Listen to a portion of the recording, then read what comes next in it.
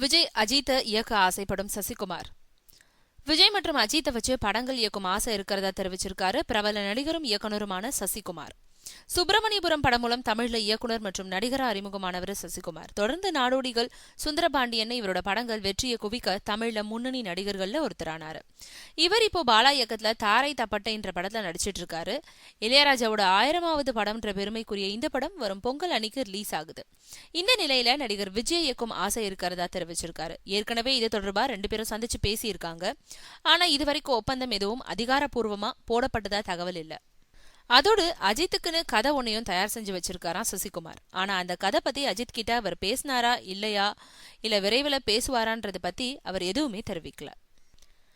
கிராமத்து கதைகள்ல நடிக்கும் சசிகுமார் விஜய் மற்றும் அஜித்துக்கு கதை தயார் செஞ்சு வச்சிருக்கிறார்னா நிச்சயமா அது தெரிக்க விடும் விதமா தான் இருக்கும்ன்றது எல்லாருடைய நம்பிக்கை.